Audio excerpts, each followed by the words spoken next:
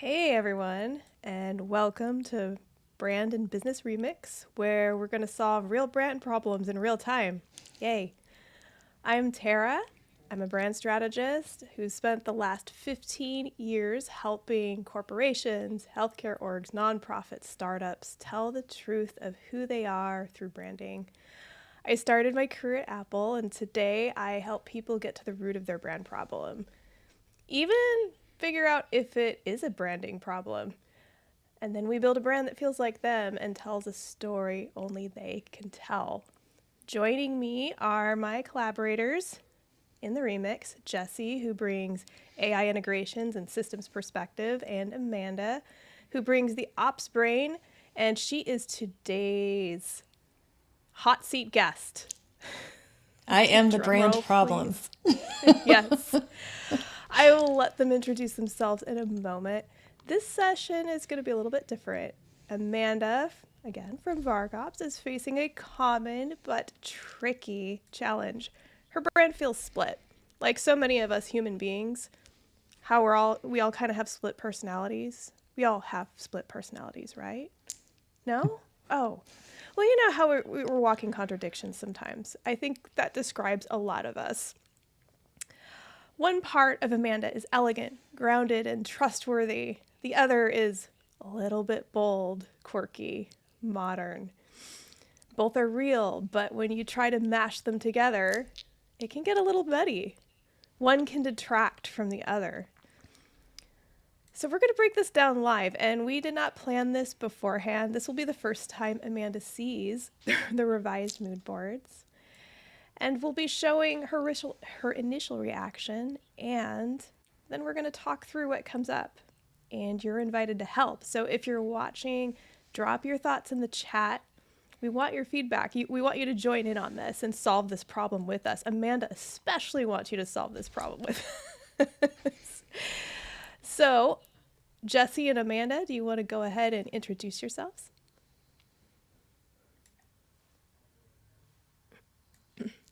Audio guy is muted again. Hi, I'm Jesse. I run the production, so sometimes my brain's doing 50 things at once and I forget to unmute myself, or I'm unmuted and accidentally mute myself, which was the case this time. But I'm the audio engineer, the one who's always making the mistakes with the audio because I have such a complicated setup. The others have easy setups. But outside of that, I am the AI automations and implementation specialist here at Brand and Business Remix. I'm more of an observer for this episode, but I'll go ahead and turn things over to Amanda. Like I said, I am the brand problem this week. I don't really think it's a problem, but what I've always dealt with is that I do a lot of different things, and trying to explain to somebody what you do when you do a lot of different things, especially if they're not necessarily the most common things, can be very confusing. Because I think if you're a photographer, you tell somebody you're a photographer, they know what you do. If you're an accountant, they know what you do. If you are a production manager for TV and film, they're like, okay, so you do something with TV. Nobody's ever figured it out. And then if you say, would you also help businesses run more efficiently? Okay, but what does that mean? Like you go and work for them? And it's a lot of that. And so I've always kind of had this branding challenge in how do you tell in a cohesive way all of the things that I do.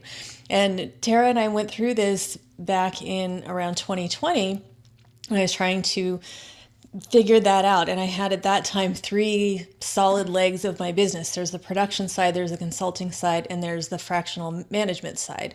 How do you make those all work? And it got very confusing. I ended up getting rid of one, went in one direction, things were fine. Now I'm reassessing it again. And really kind of what pushed this in to some degree is that people that I've been doing this production work for forgot or didn't know that I do all of these other things. So our production world is very slow and a little bit weird right now. So my focus really has been on the business ops, consulting, helping, whatever you want to call it. And I'll talk to people like, oh, I didn't know you did that. And so now it's like, okay, so how do I figure out how to tell people what I do, make it clear? And the solution that we came up with was, let's just separate those two. So production will be still in Aardvark Girl. It will live in its own place, but we will start this second branch of the company called VarkOps.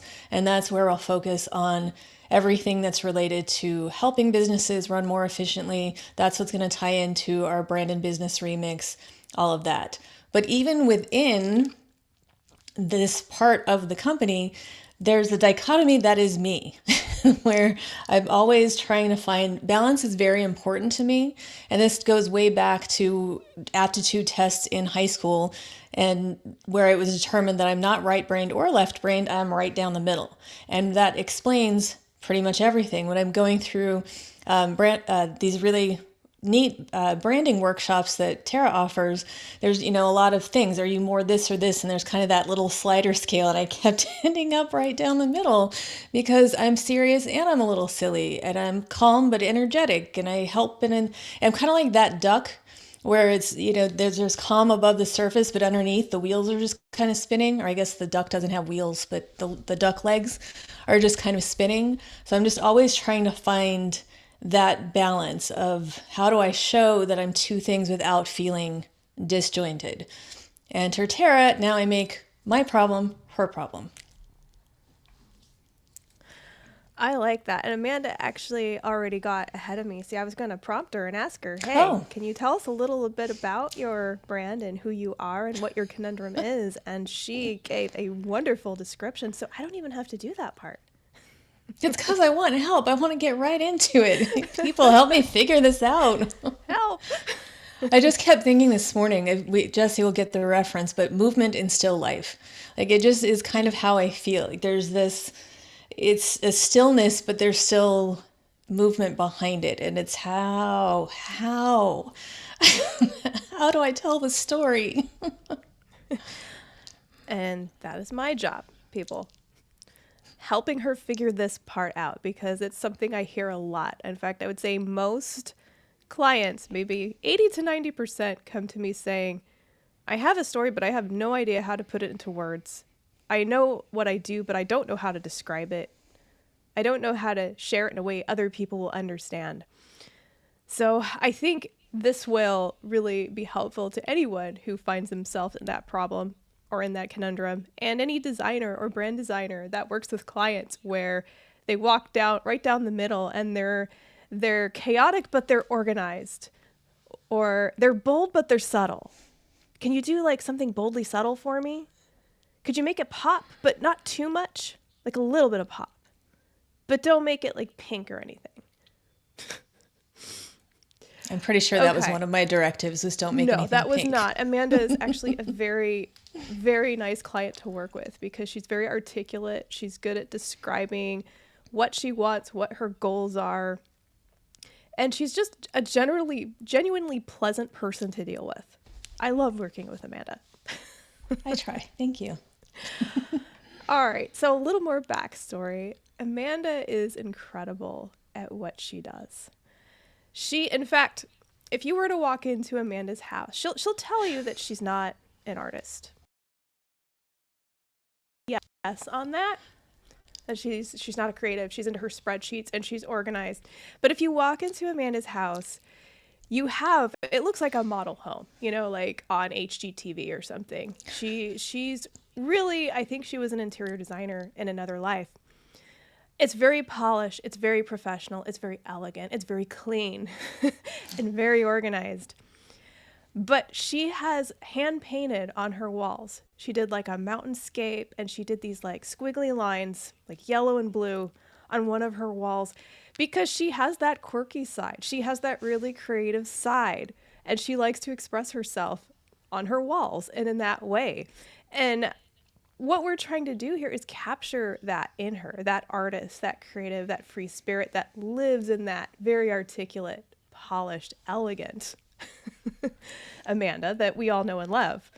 Because I like to say that the two mood boards I presented to her, one was what I feel like who she is externally, the Amanda that we see.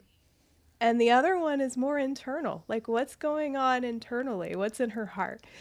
So I think it'll be interesting to get everyone's reaction to both. But a little more backstory. VarkOps.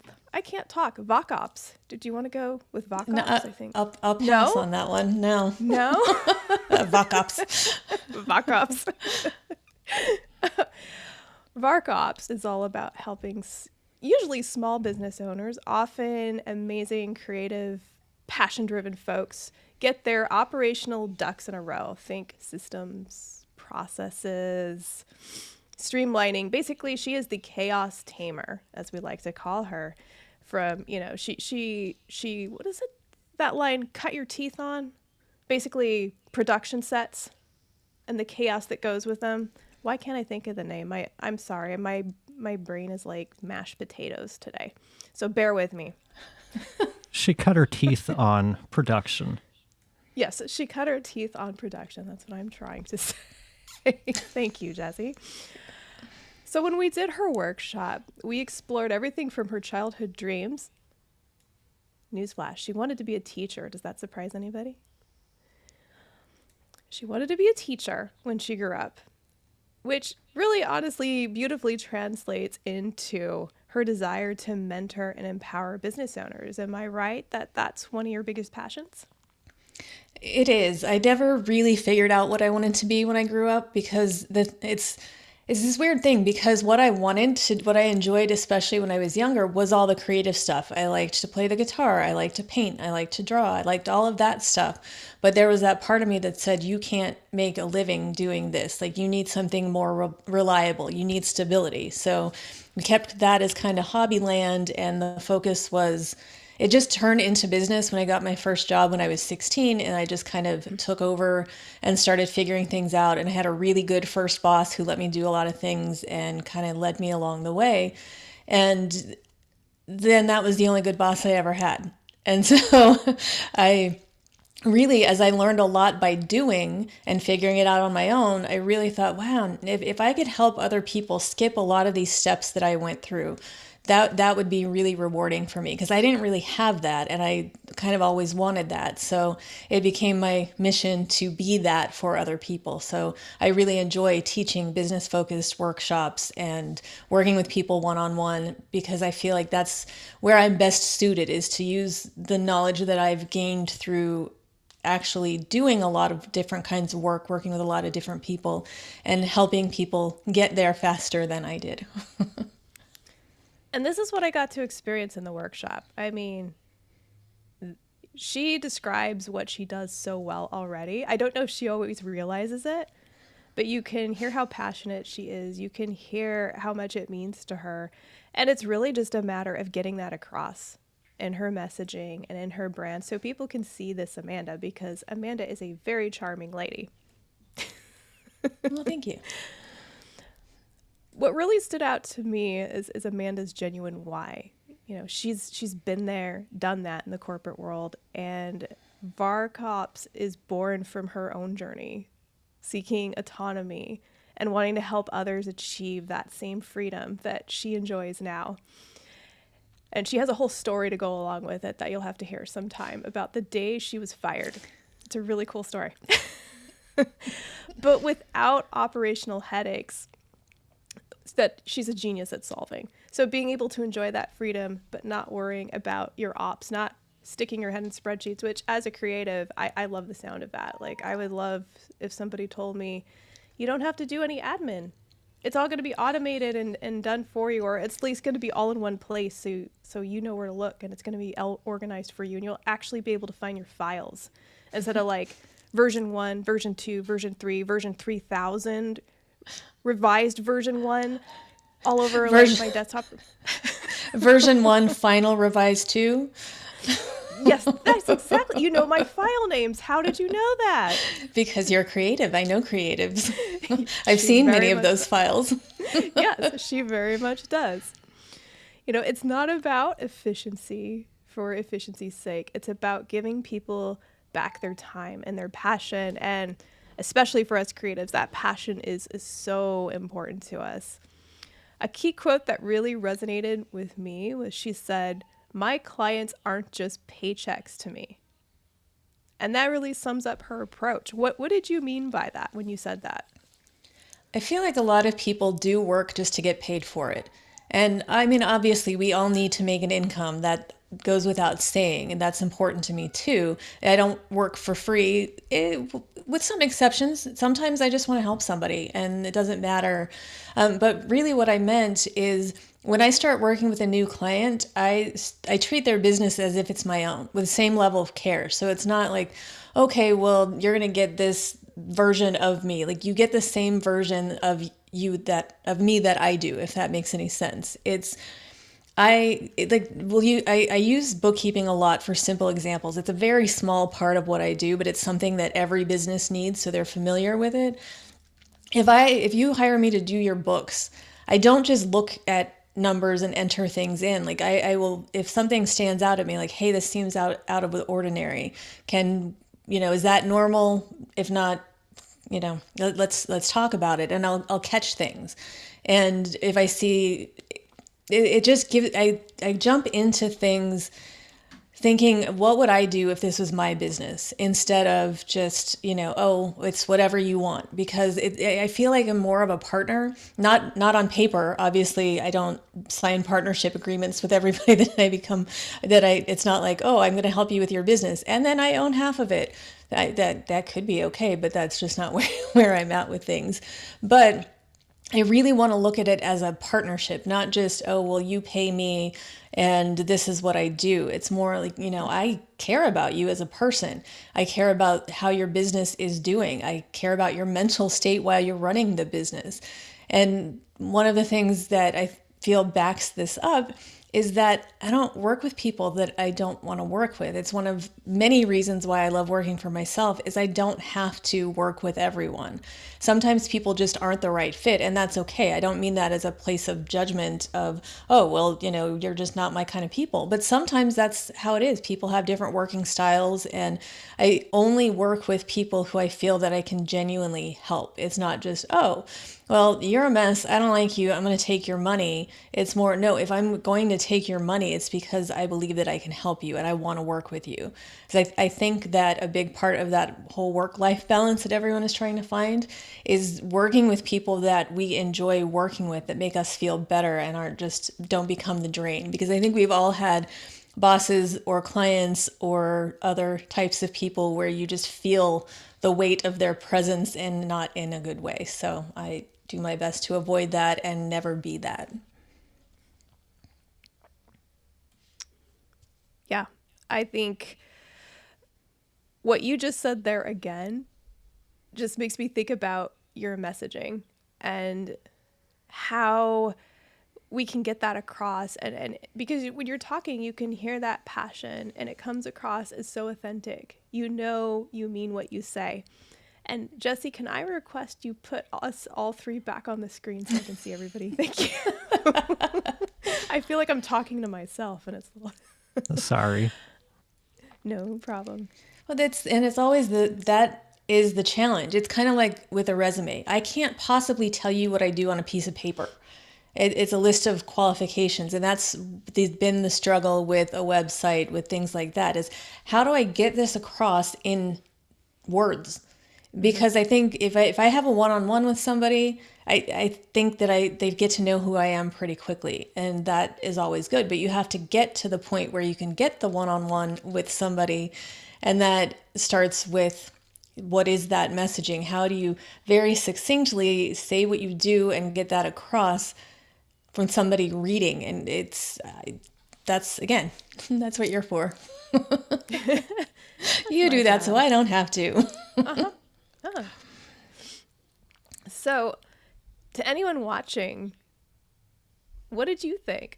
What do you think so far? Would you hire Amanda? Anyone? We'll see if anyone I comments would. on that. Thank you. Why would you hire Amanda, Jesse? Because those are the types of services that I don't enjoy doing. That's the type of work that other people enjoy, and I'd rather them take that off my plate than for me to dread going in and doing it all myself. If it can free me up to do other things where I'm actually getting paid more money for than I would be paying her, then it works out. And we do have another comment. Oh, we do. Neat. My brothers would hire me, so at least I've got that going for me. Well, that's a good thing, because not everybody wants to hire family, let me tell you. Like, sometimes family's the last person they'd want to hire. This is true. So through the workshop we did together, a clear picture started to emerge of who VarkOps is as a brand human. Spoiler alert, it's a lot of Amanda. I am a brand human. And we're talking about a brand that I would describe as competent and trustworthy. Absolutely essential, especially when you are handling the backbone of someone's business. Amanda's clients trust her implicitly because they're handing things over that you don't want to just hand over to just anybody. What are some of the things that the clients trust you with, Amanda? Oh, for a lot of them, I have master admin access to their bank accounts, their bookkeeping stuff in general. It's all the financial stuff. And I urge people, I said, you don't have to give me you can set me up as a user. That way you can control it. And a lot of times people are like, I trust you. It's fine. And I appreciate that because I know that I can take that information. I'm not going to do anything with it. It just wouldn't even cross my mind to mess with somebody in that way. So it feels good that I get trusted with that kind of information, but also the inner workings of how their business is. Most of the time, I'm not working with people who are in my same field. I do work with a lot of people who have some experience in production, but they don't necessarily do the exact same things. But I get to know how people make their money and what's special about them versus sometimes I might work with two different companies that do the same thing who are competitors, and they know that I'm not going to go to one and tell them how the other person is doing things. That's, when you get me, I'm the vault. So your information lives with me and lives with me only. Yeah. And I do want to interject real quick. For anybody who is sharing passwords with people, please use a password manager. Do not just send over your credentials to people. Use a password manager. Yeah. I try to tell people, and then the full information shows up in my email or a text message, and I'm like, no. But some people are just more trusting. I'm always amazed what people will send via email, even working in branding and marketing, like passwords, here's the login to this account. And I always tell them, do you have a password manager? Don't use email to send that. And in fact, once I get this, change your password. Once I'm done doing whatever it is I'm doing. We have another comment here. Let's see. The younger McEwan skills are so different than the elder McEwan. With my business degrees, I learned I am not suited to earn accountant or marketer. I think that's to be an accountant or marketer. And, well, I guess you could earn an accountant or a marketer.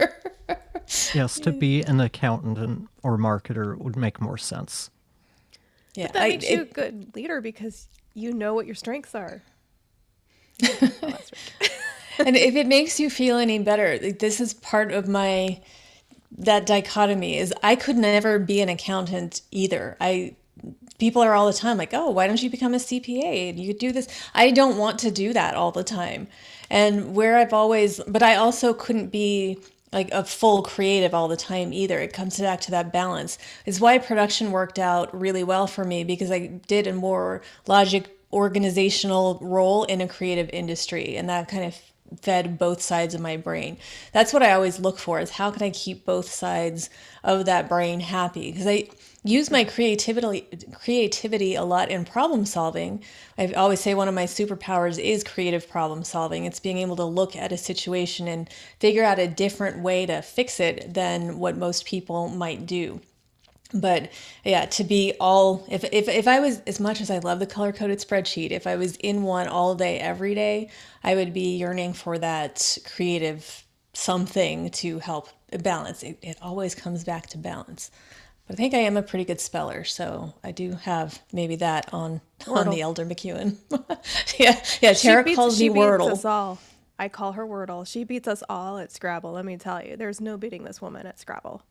It doesn't happen. And as a writer, I'm surprisingly bad at Scrabble. I don't know what it is. It's I can write for days, but you put me in front of a Scrabble game and give me a jumble of letters, and my mind goes blank suddenly. Suddenly, I don't have a vocabulary. It's interesting. But that's brand challenge number 1 is it can be difficult to communicate something like competence or trustworthiness, especially when you are trusting this person with your bank account information. You have to come across as credible. They're definitely going to want references, which Amanda has plenty of. The other thing that came up was she has very modern aesthetics. She's very approachable. She wants to move away from that stuffy old school consultant vibe. In fact, she doesn't even like the word consultant. She cringes a little bit when we say consultant. She's insightful. She's a really good listener. She really understands a client's unique needs. She asks questions.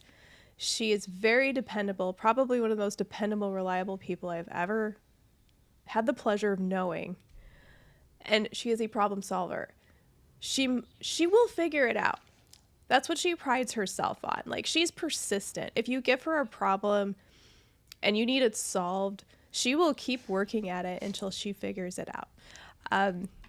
And importantly, a little bit quirky, I would say rebellious in a subtle way. She's not about cookie cutter solutions or corporate BS. She wants to help businesses do things their way, but better. Streamlined.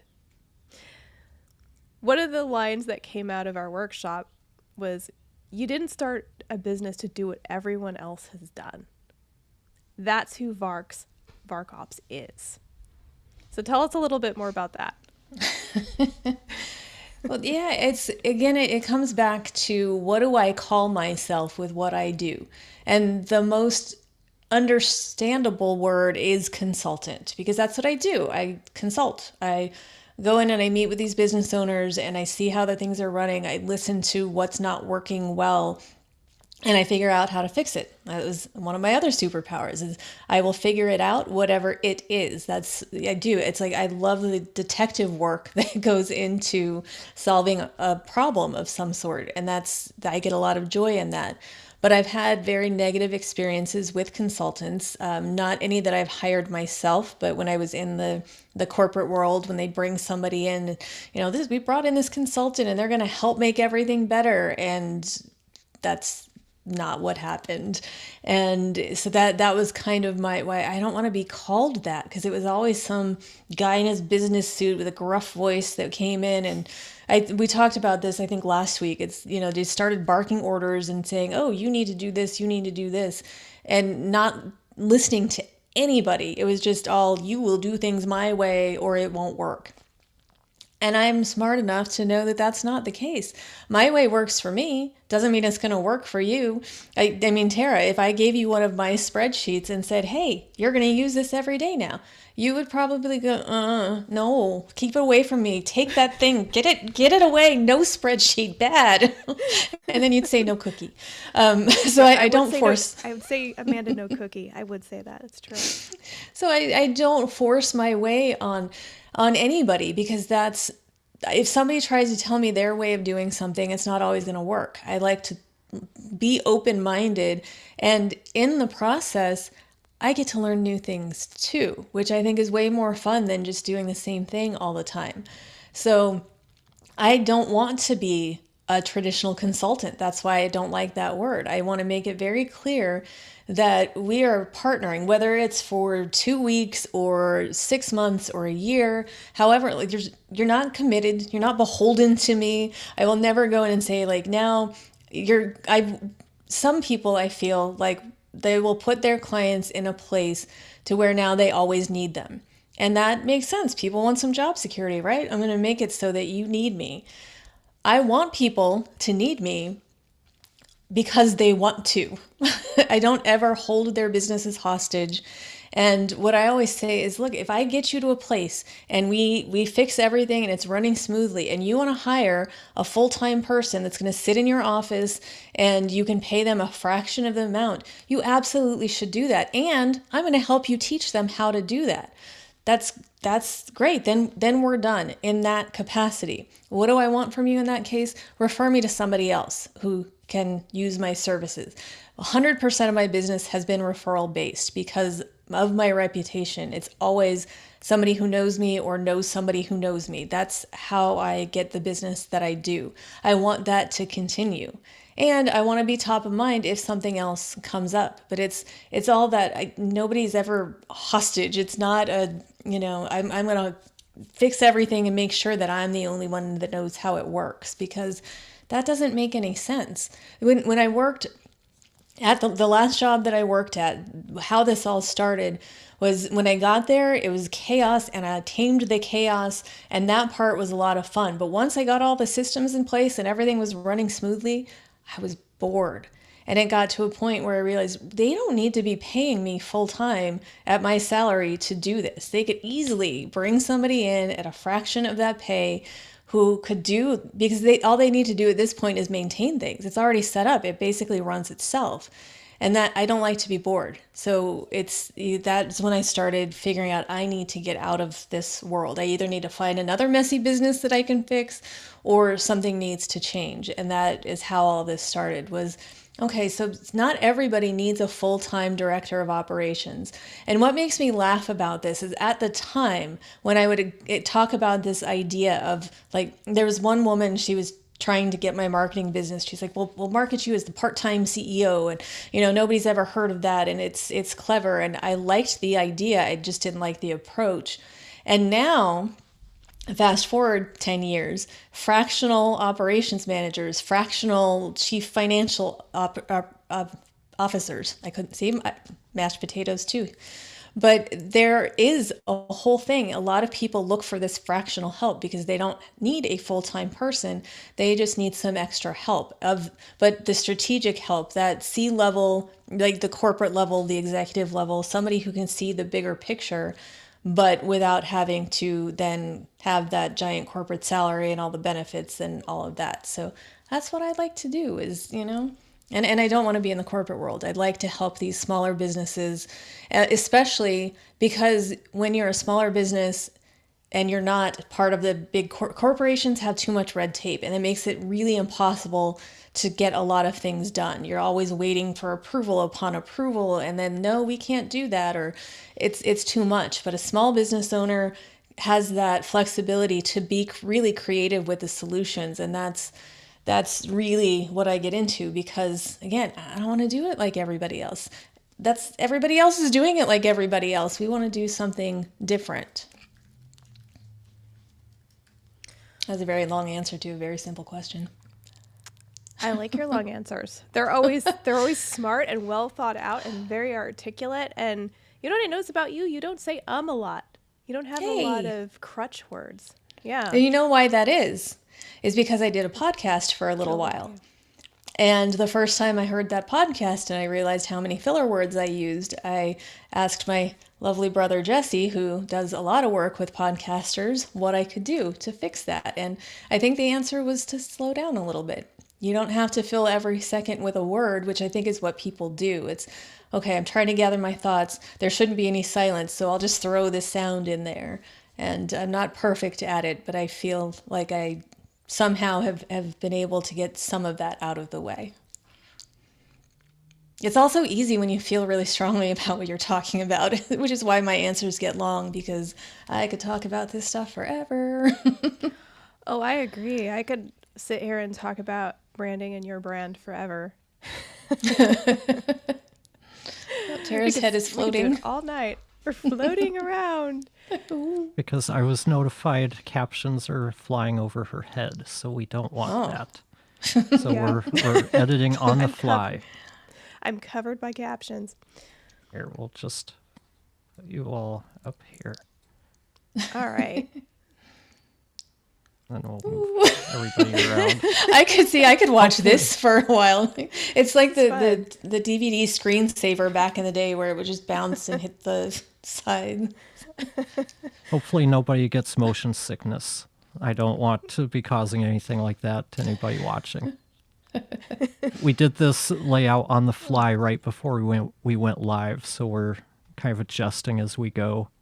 We did, just like we planned to do this last minute because we thought, well, wouldn't it be great if we just did this live and solved this problem live as we're working through Amanda's brand? It's how my brain works. I'm very spontaneous like that. So naturally, like, some contradictions came up when we were talking about who you are and your brand and your goals and where you're going and what you really want.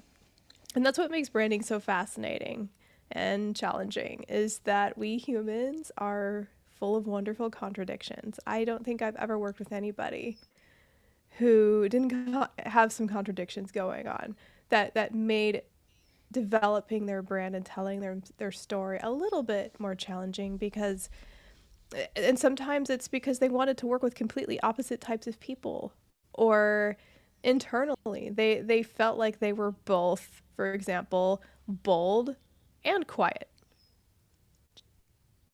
Depending on, sometimes they're bold in ways that aren't necessarily they wear flashy colors or they talk really loudly. Sometimes it's in their decision making.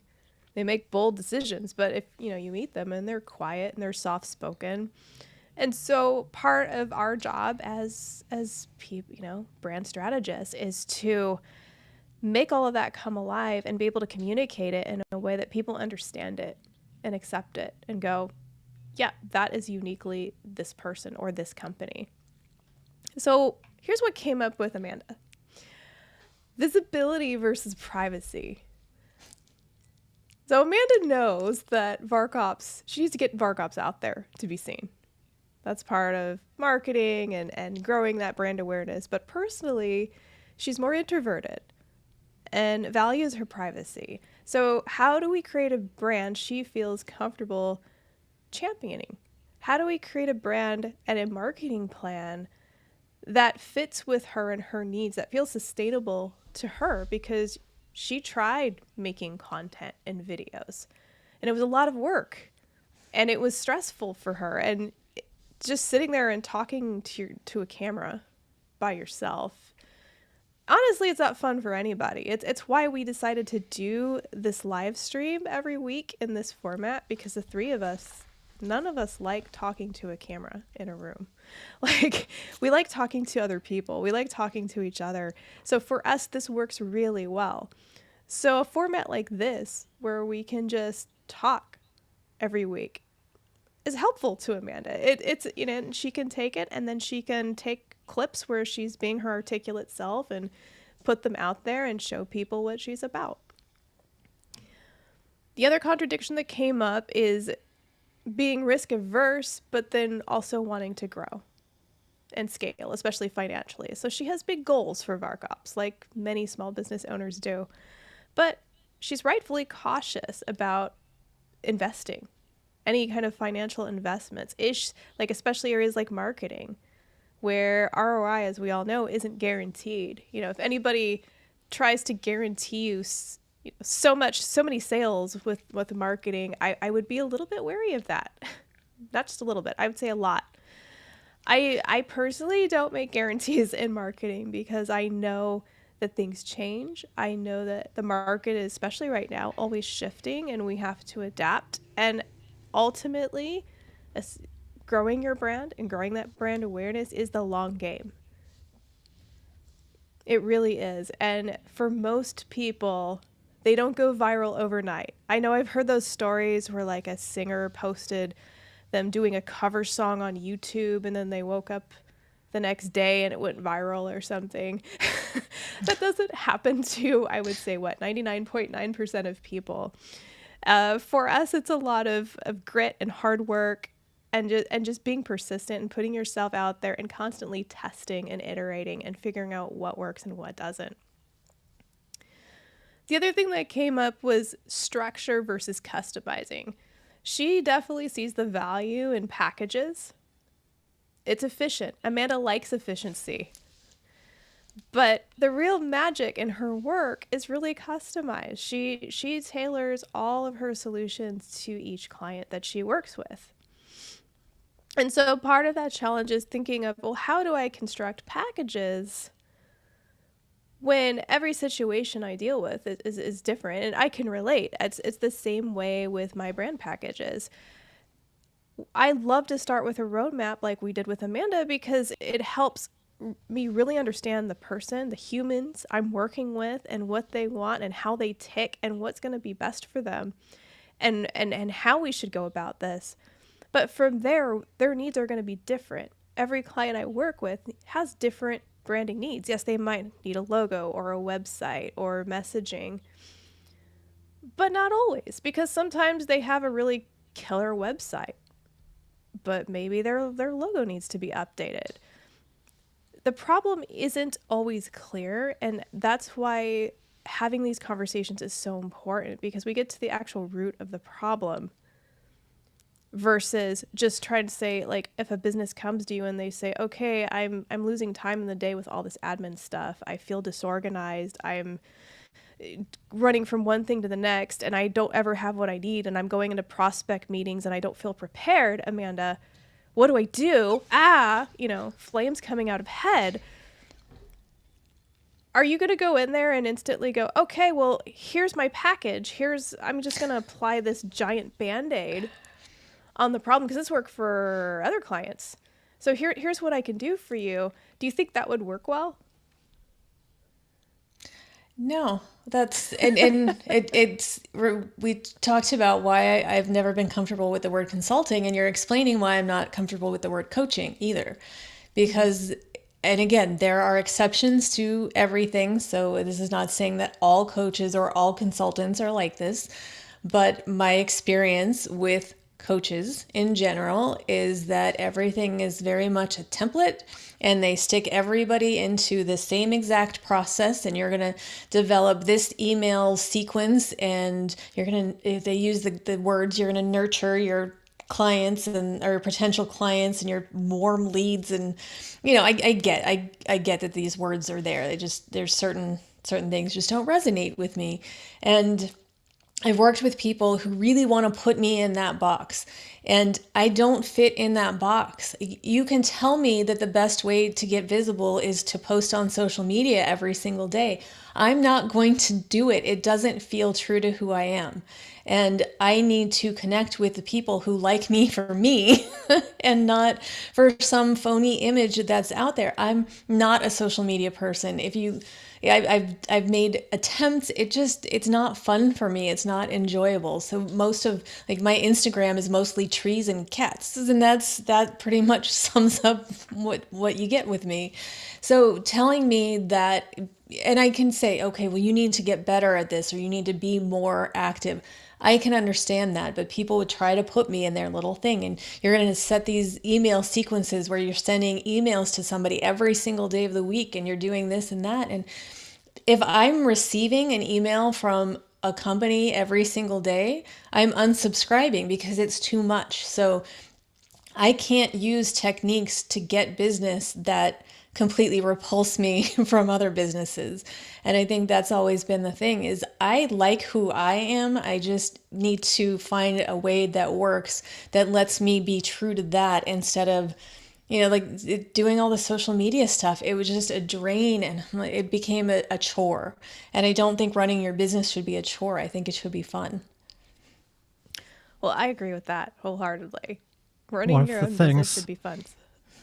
One of the things that I don't think any of us do is the paint by numbers approach to helping businesses, because every business has its own unique needs.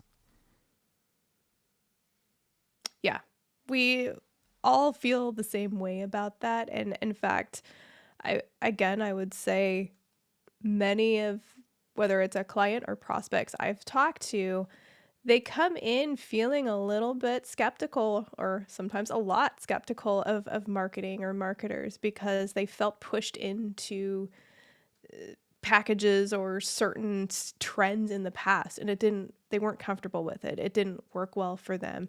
And they felt like they were basically just handed like a prescription they give everybody else and say, well, here's the email sequences to set up, and here's what you need to do 3 times a week, and you need to post on social media, do this type of post, this type of post, and this type of post. And it didn't really feel like it applied specifically to them. It was more like, well, here's what we think is working in marketing, or here's what everybody's saying is working right now, so let's just have everybody do that. Well, you don't really stand out if you're doing what everybody else is doing. You don't it's pretty much like you get lost in the crowd and people just keep scrolling. It's because they roll their eyes and they go, "Oh, here's another post on that." Like lately for me, what I've been seeing on LinkedIn is many, many, many, many, many, many posts about AI and writing, and how people are tired of seeing posts written by AI. And I get it. There's a lot of really generic posts out there, but now the posts complaining about the generic posts have overtaken my feed to the point where every time I see it, I just keep scrolling because it's like, not again, like give me some thought leadership. And finally, someone broke out and said, look, I know there's a lot of bad posts out there, but you can still be a good writer and utilize AI because you're in control of it. You're the one, if you're giving it garbage as an input, you're going to get garbage out. Here's how to do it. And it stood out to me because I was like, yes, finally, some thought leadership on the matter, breaking away from the pack, so to speak. And I'm sorry, that was a long tirade, but yes, we are all on the same page when it comes to that. So the other, just real quick, because you mentioned that my rebellion, and that's where my rebellion comes in. I'm not a rebel in the sense of I'm going to break the law and break all the rules and see what I can get away with. I think anybody who knows me knows that I'm really boring and not that way. But where my rebellion comes in is you can't tell me how to do something, or if you tell me I can't do something, that's really going to motivate me to show you that I can. They've been that way my entire life. It's just finding those different out of the norm ways. And if you're going to tell me I can't do something, I need you to give me a logical reason why. And that, that's been in play for many, many years of my life. But it's a different type of rebellion, but I think that good business owners have a little bit of that in them, because to grow a business, you have to be able to try things a different way. And you can read all of it. Here, perfect small example, but you can read all of the things online about, this expert says, if you do these things, this is how you can become a millionaire. And on that list is, one of the things that all millionaires do is they wake up at 5 o'clock in the morning. Now, Tara, are you going to wake up at 5 o'clock in the morning? And if you wake up at 5 o'clock in the morning, are you going to be any sense of productive for the first 3 or 4 hours of your day? Not everybody can be a 5 o'clock in the morning person. That doesn't mean that you can't be successful, because that's what the gurus told you have to do. It's no, you have to be able to look in different ways. You need to be able to figure out your own way. That's the kind of rebel that I am. It's not a breaking the rules. It's just breaking the norms. And that right there is really important, because when you look at Amanda on paper, for example, if you were to just see the descriptions, like she's very accurate, she's very dependable, she's very credible, she's articulate, she's professional, she's well organized, and then you see rebellious on there, it makes you pause and you go, well, that's interesting. But when you start talking to her and you realize the way she's being rebellious, just like somebody, that decision maker who makes bold decisions, but they might be a really quiet, soft-spoken person, that's just who we are as people. And so when I'm creating or developing a brand, it's really important for me to understand those distinctions. What does rebellious mean to that person? Because it means something different to everybody. I will also, hop on a plane and fly one way to Canada just to get an interview with somebody because somebody else said, "No, you can't do that." Yeah. She will. and or hop on a plane to meet certain band members that Well, the very Last minute short notice. version of this story was I needed to get an interview with Bono for a documentary we're making about U2. The management team was not being as helpful as I wanted them to be, so I got on a plane, flew one way to Canada, found Bono himself and asked him what we could do, and then we got the interview. So, yeah, that's not the solution for everybody to just hop on a plane and go hunt somebody down. But again, if somebody had told me no with the right reason, I would have left it alone. But I didn't get the right reason, so I figured it out. That's what And we I do think- sometimes. I think that sounds very reasonable. We do have a quick question, which is a much more in-depth question, but we can answer it in kind of at a high level. And it's, I see a lot of people who make metal artwork like I do with ads on Facebook. Are social media sites becoming more popular than traditional web pages? Oh, that's a good question. I would say no. They work together. So essentially, social media is your way to grow brand awareness. That's where your people are. Those are where the people who follow you are, who will see the things you post throughout the day or throughout the month, depending on how frequently you post. So when you post something, and let's say somebody's intrigued by it, you post a piece of your work, and people go, that's really good. I want to find out more about this person. They might go to your profile. They might, depending on what platform it's on, you'll hopefully have a link to your website somewhere on there, and they'll click on it, and they'll go to your website, and they'll see more of your work and more of your personality and more about who you are and what you do. And in theory, if they're your people, if they are somebody who really wants to buy from you, they'll be intrigued by that, and they'll fill out your form and say, hey, Mike, I really want to buy that piece. I'm really impressed. Like, how do I buy it? So I think it's really, the marketing approach is going to be different for every individual depending on what their needs are and depending on their time and their resources. So like take Amanda here. She's a busy woman.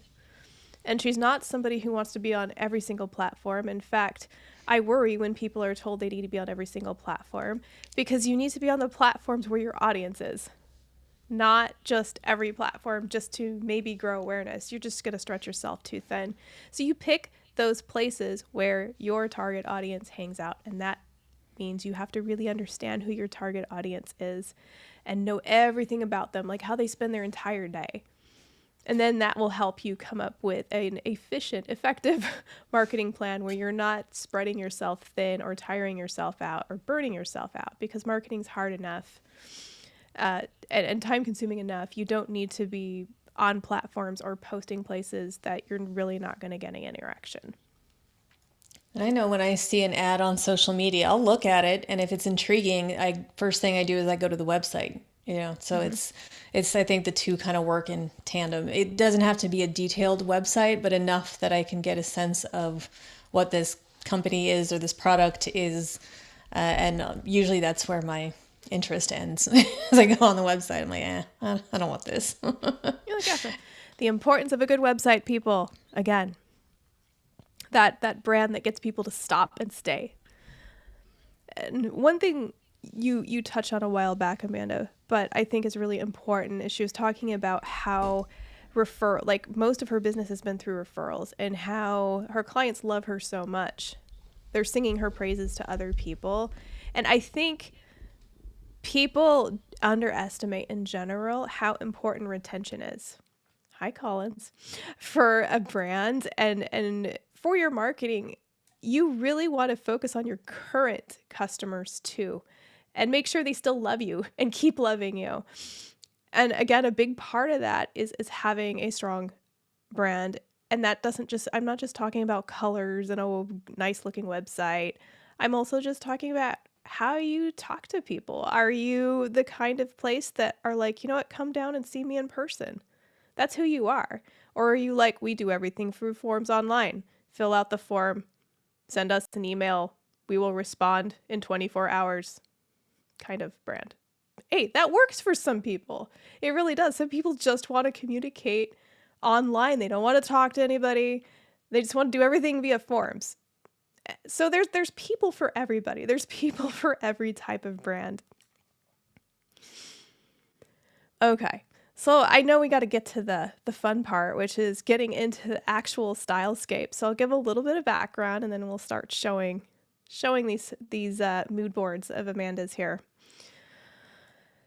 So my challenge was to take all of the rich information that Amanda gave me, and she gave me a lot of wonderful information that I wrote down, lots of golden nuggets, and develop a couple of initial visual directions to try and capture the different facets of VarkOps that we just talked about. So now you know all about the challenge. You know what we know going into this. And I really wanted to capture who she is externally, how people see her, and what that looks like. And then that part of her, what she said, is a little bit rebellious, playful, quirky. That part of her house when I go in and you see this beautiful HGTV house, and then you see her hand-painted art on the walls. Which one is the real Amanda? They're both the real Amanda. But when you're talking about a brand like VarkOps, that message needs to be crystal clear, leaning into who VarkOps is. And I'm so glad that Collins has joined us and is giving his feedback. If you see a big shadow hovering, going back and forth, that is Amanda's cat. He has a very big tail, and that apparently needs to be in the camera right now. So one direction was we went with, much like it looked like, in fact, I asked Amanda, can I, get a picture of your house in your living room so I could just start capturing those colors because they're her favorite colors. They feel like her. They feel like her brand. And this first direction leans very sophisticated experience. It really highlights that trustworthiness, the fixer, the chaos tamer. And then the other direction is showing that internal Amanda a little more. It's modern, approachable, energetic. It's a little quirky. And so you'll see the difference when we pull both mood boards up. And Amanda's seen both of these mood boards. So let's go ahead and dive into today's challenge by pulling up that first mood board.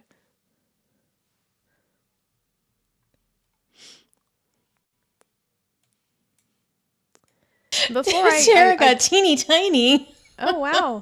I disappeared. Beetlejuice got to you. That's what I was just said. I feel like I got on Beetlejuice. That's okay. I can be tiny. I'll fix you. Give me a second. So before I go in depth of, what this is, Amanda, tell me when you first saw this, what was your reaction to it initially? My initial reaction was that this feels true to me. We all know that I kind of live in this teal blue kind of world. I mean, look, you can see the couch in the background, my shades, pretty much everything fits into that. That's my primary color. I only recently started adopting yellow because when I got here to the Pacific Northwest, my walls were gray, my decorations were all blue. It started to feel a little too much. I needed something to break it up. And I do like a kind of an unexpected, oh no, now Jesse's duplicated. The two of you have always said you shared a brain. Now you've officially morphed into each other. But I like an unexpected bit of color that maybe... It's that unexpected. I think when I look at this, I see kind of the simplistic, and I mean simplistic in the best way because that's really what I go for. It's clean, it's streamlined, it feels a lot like me. The picture of the house there, just for reference, is not my house, but I really would like to have that space in my world. But everything about this kind of screams me. It's that calm tone.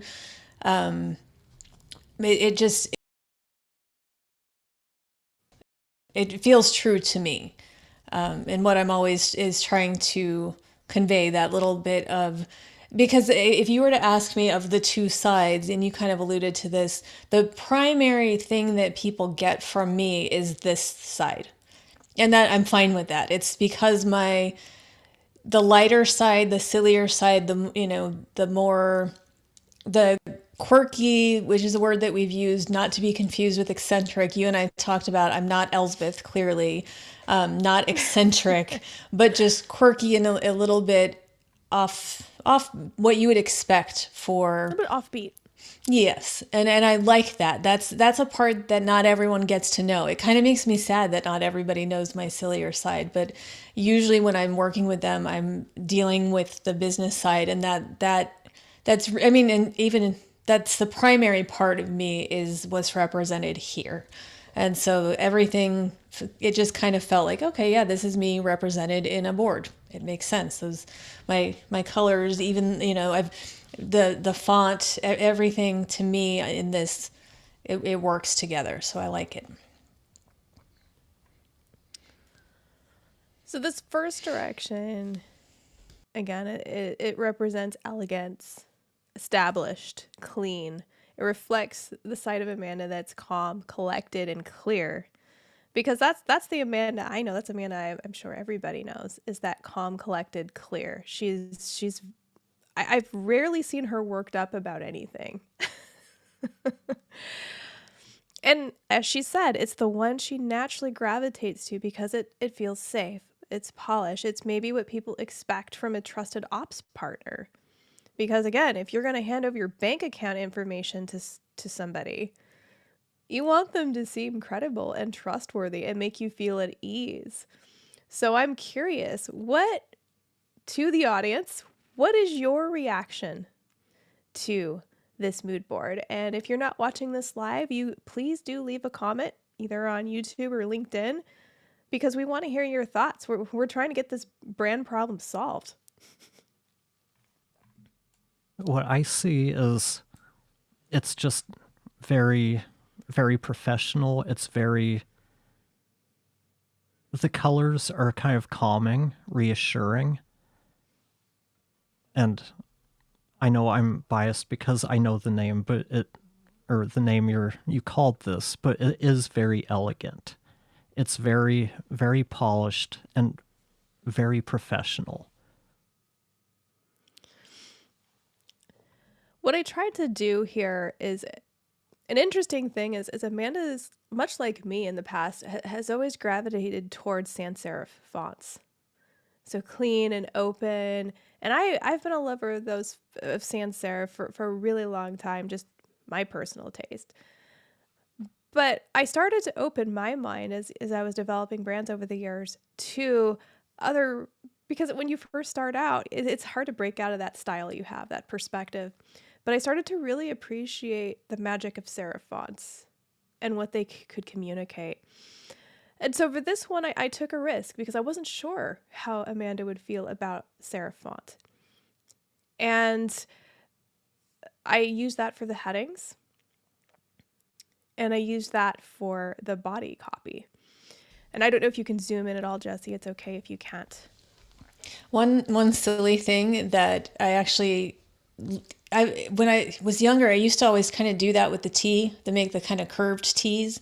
I don't know why, but I saw this font. I'm like, oh yeah, no, that speaks to me in that way too, because it still has a little, it still feels like me, even though it's not what I probably would have thought of on my own. And that's a big part of this too. I don't want it just to be what I think of on my own, because that doesn't serve me any kind of a beneficial purpose.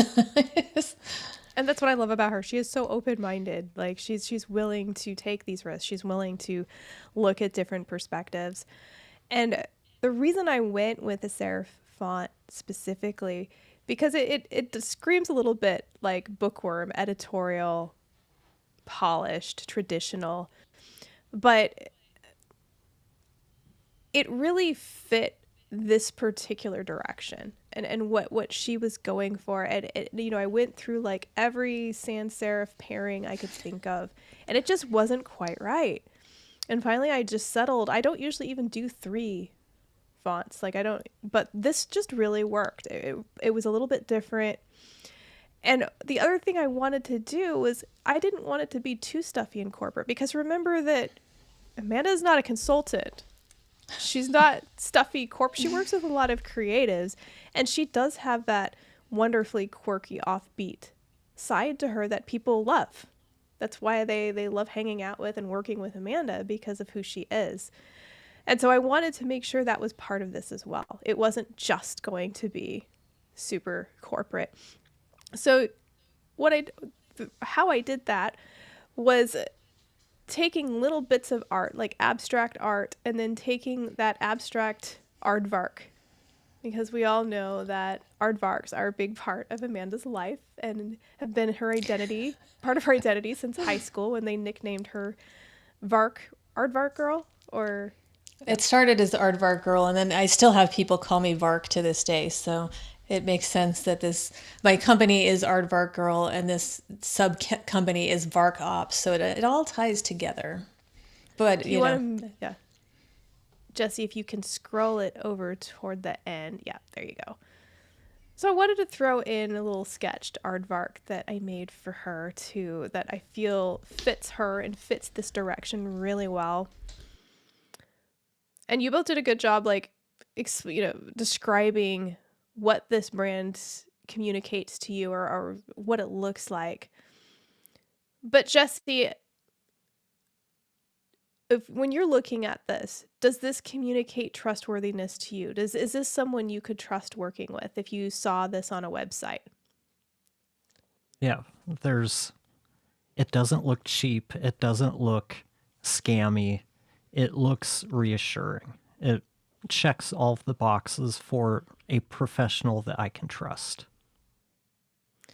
And when you look at it, how does it make you feel in general? Is it calming? Do you feel like a sense of calm? Do you feel excited? Like, ooh, do you feel kind of like frustrated? Like, get this out of my face. I think I said that earlier when I was first talking about it. There's something about the colors. Everything is just really calming to me.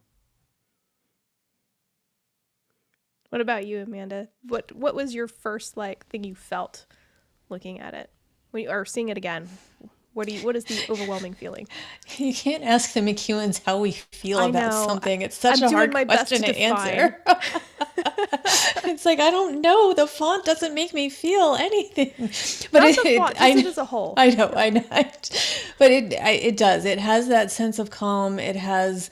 If I'm trying to look at this objectively and it's not my own, if I look at it, I think it's you've used the word polished, and that's that is what's coming to mind. It's put together. It makes sense. This is a professional person that I want to work with. Hopefully, I would work with me.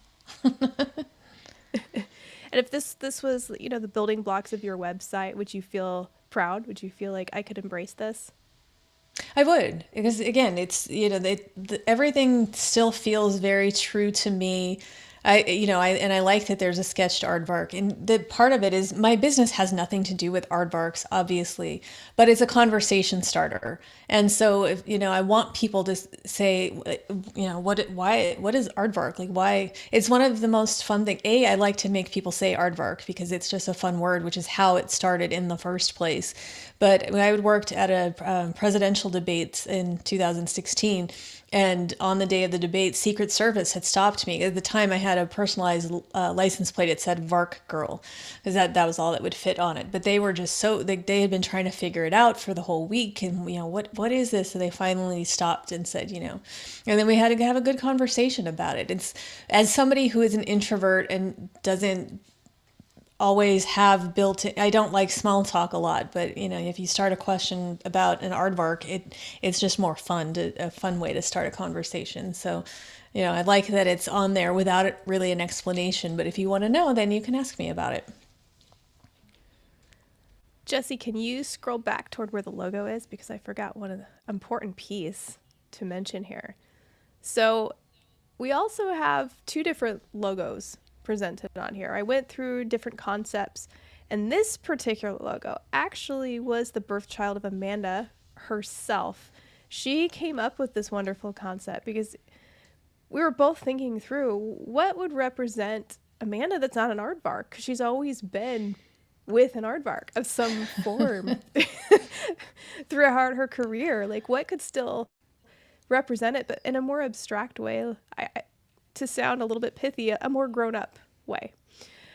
And she actually started playing with some concepts, and she came up with this idea of like a check mark with almost like a Aardvark snout together. And what I really liked about it was it's so dynamic and it has so much movement. And when you look at it, it's really elegant. And so I took her concept and I, did my designer refining thing and tried different backgrounds and different styles with it and settled on this because I think it really speaks to her again, that clean, crisp part of her, but it also is a little unexpected. It's quirky. It has that like I said, it just feels like it's moving. And I think that's really cool. And I built this around that concept, something that would really fit well and embrace the concept that came out of her brain. That I think, again, was more Amanda than even anything I could come up with, as much as I got, Well, and the thing is, I'm not a logo designer, but the way that I work, I'm trying to figure out how do I tell Tara what I have in my head, because I knew that I didn't want it to be an Aardvark. I already have an Aardvark logo. I didn't want it to be, again, traditional consultant where it's just my initials or something like that. But I knew kind of abstract, but it still made sense why the company is called VarkOps. It needs to make some kind of sense. When you see VarkOps, what does that mean? It has to have a meaning. And the only way for me to get it out of my head was to start playing around and trying to do my own thing. And that's kind of where this came from. It's, it's V for Vark. And then, if you want to say that circle is O for Ops. So it symbolizes what the company is. And when I started, I looked through so many V's just trying to find the basis for this. And then when I kind of landed on there's a check mark, which makes sense for the business stuff. We're getting things done. And then I was looking at it, I'm like, the V kind of looks like an Aardvark. So we can run with this. And so, I had that kind of idea. It's like, hey, here's what I'm thinking. And then Tara made it better. So it worked. And let me tell you, I've had many clients present concepts to me, but they're usually not as strong as this. So Amanda, again, her artistic talent is showing there, because I don't usually get concepts that are this effective. I will put it that way. That would be this impactful, where I'm like, I look at it and go, you know what? I can work with this. This makes a lot of sense. And it looks like we have a comment here. We do. Mike said that I agree it's calming. What appeals to me is that it's symmetrical and organized. I've seen websites where they try to cram as much as they can into it, and it's cluttered and muddy. I don't like clutter, just for the record. No. I don't like physical clutter. I don't like digital clutter. And so, yeah, I'll let Tara can speak to why clutter is bad. But that, if I saw a cluttered website, we'd know instantly that's not mine. Yes, we would. And you're right about cluttered and muddy websites, Mike. In fact, I tell people from a UX perspective, I'm always telling people to clear out and clean up websites, because from a user experience perspective, it's not a good experience. You feel overwhelmed.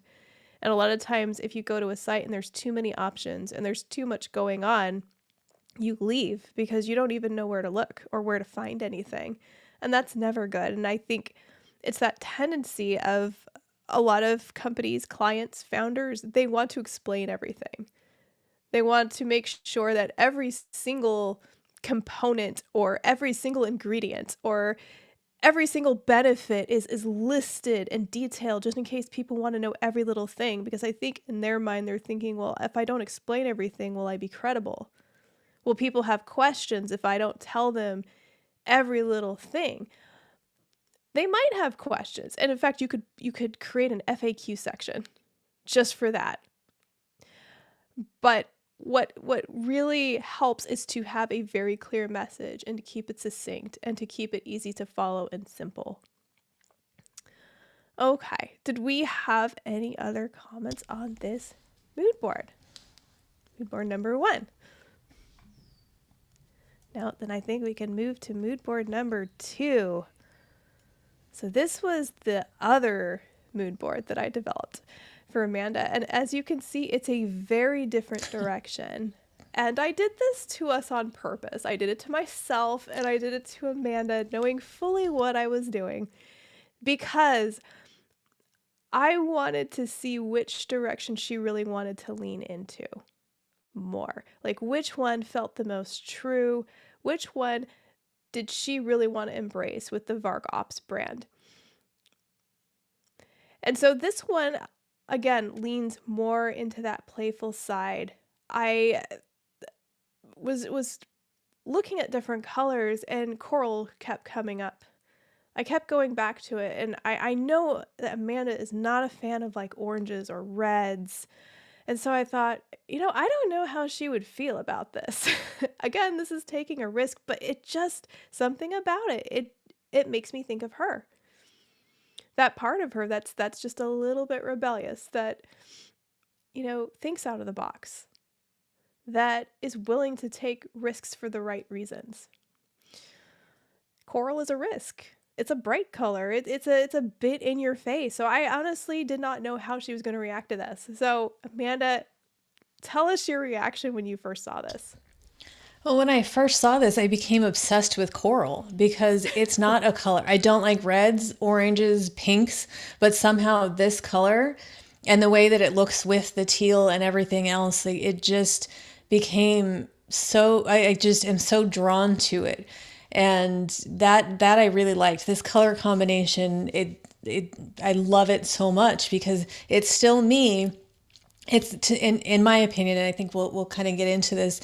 On the other one, we had that yellow as the accent. To me, this coral is, I love that as an accent color even more, just the way that it looks here. What I also noticed, this font, and this is what I would normally go for, the kind of bolder, but I liked the other one better. Seeing the two options, it's almost like this is what I used to go for, and the other is what I go for now. And I feel overall, while I like this, it's a little too playful for me. It's, I like the logo. I think it's fun. I just like how this is all more lighthearted. The cartoon Aardvark is fun. I mean, but all of this, it doesn't feel as true to who I am now. I think it gets pieces of it. And of course, and I'll let Tara talk about it too. The first thing she told me before she showed me these two things is you can't mix and match. They're not set up that way. It's not like you can pull one thing from one and one for the other, because everything goes together in a cohesive and intentional way. So of course, what do I want to do? I want to stick with the first one, but I want that coral. Don't take the coral away from me. That's like, I love the colors on this one, but everything else on the other one. But she told me from the beginning, that's not how it works. And I understand that. But in my head, in my perfect world, if we just take these colors and we plop them over there, then I've got everything that I want and I'm happy. But this is another version of me. But it's not, I think it's not the focused version of me. It's just, you see the two choices, I lean instinctively towards the first one. It feels truer to who I am and what I do. Whereas this one, it's more the small portion of it. This is the not as known side. And now I'm going to ask, just when you had that initial reaction, I know asking McEwan about their feelings is not necessarily the best question, but I'm going to do it anyway. When you look at it, what is the first thing that comes to mind of how it's making you feel?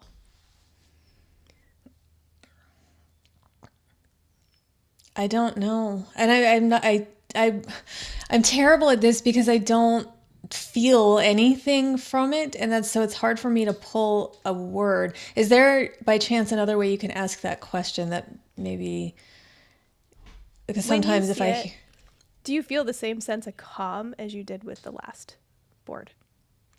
no, I don't think Find it so. I think calming. this one has more energy. Okay. And I think so yeah, I would get more, I mean, it's more vibrant, so there's more energy to it. I suppose that would be where I would go with it. It's in you. I mean, you said playful, and then I stole it from you, but it does feel playful with the coral cat and the cartoon Aardvark. It's more. I see this more as a creative version. Does it feel more like Aardvark girl than VarkOps? Yes, yeah, that would be a good way to put it. This feels more in line with my personal brand versus my business brand. That makes sense. Anyone in the audience have a comment? Your reaction to this? I would love to I think we'd both love to hear the reaction to it. You mentioned more energetic and that you're really drawn to the coral and the seafoam light green color. Why? Do you know why? No more than I know why I like teal in the first place. And just there's certain things that I'm drawn to. And the same way that I know when I see pink and red in general, I'm not drawn to that. There's just something. It's about that whole. I guess it's the four colors that are underneath my picture on the left, and then in the bigger squares on the right. It's the way that all four of those go together.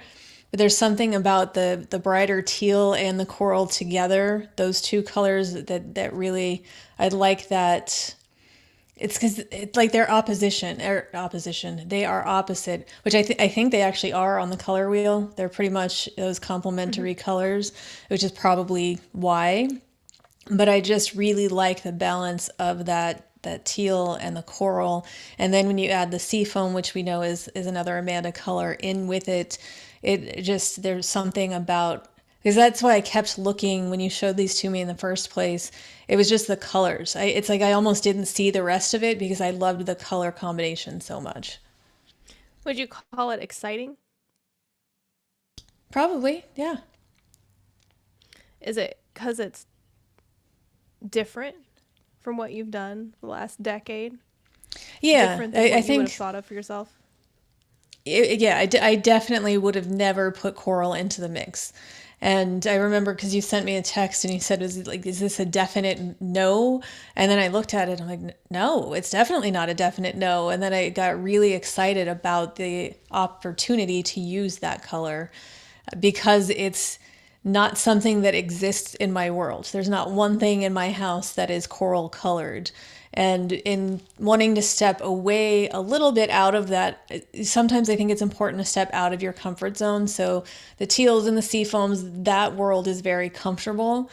When I added yellow into like my house and now into that other site, that was one of those. I don't normally go for yellow, so this is a nice contrast.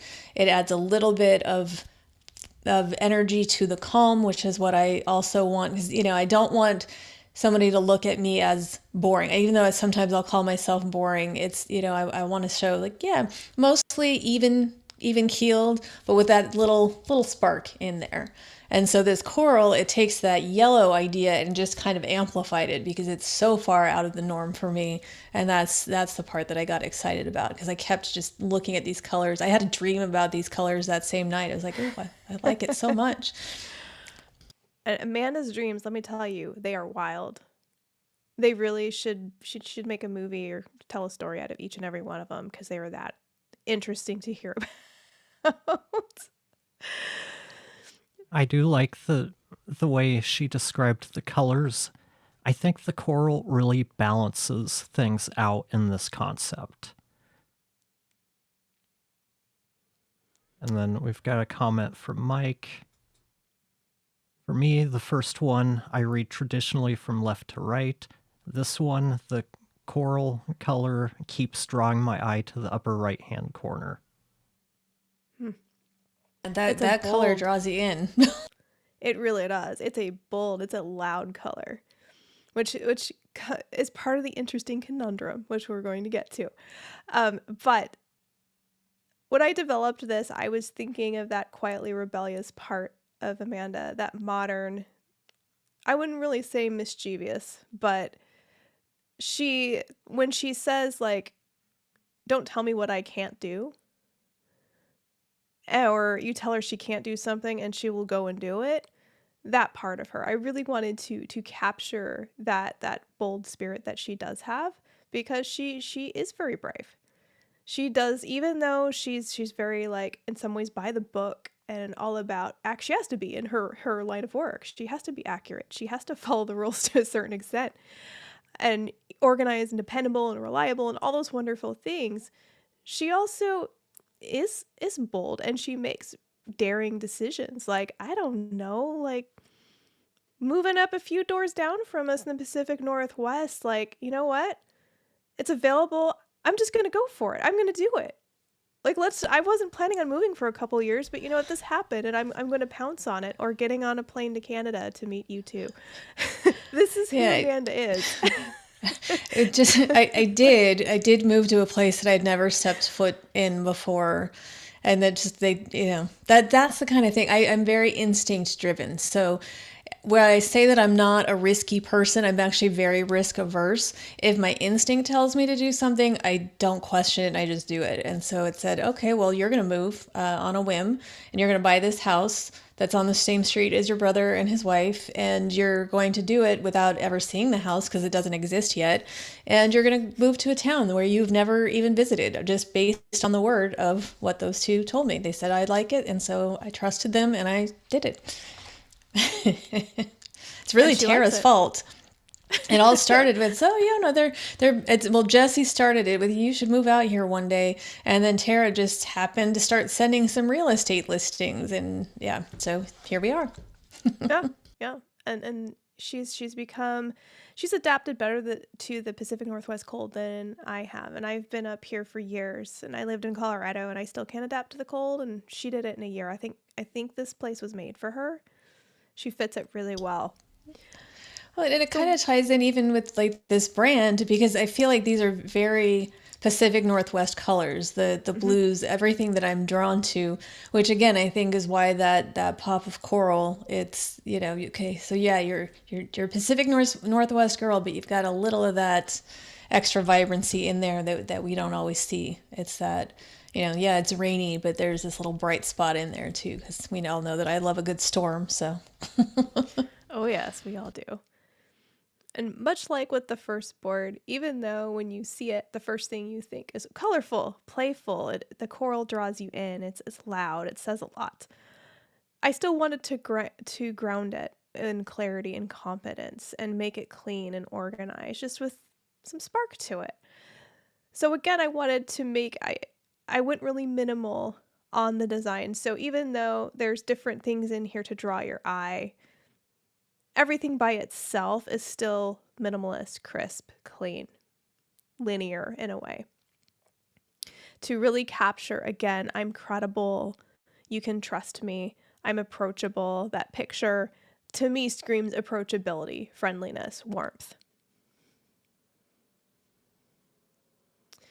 So we looked at both of these mood boards, and we ran into a conundrum, because she, as you can hear, really loved the coral and Seafoam together, but really loved that first board. She felt it the logo, the look of it, the feel captured how she wants to present herself and resonated with her.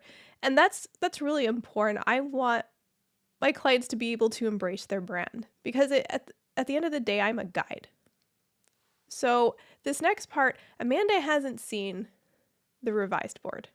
She hasn't seen it yet. So we're going to get her initial reaction. And I actually did two versions.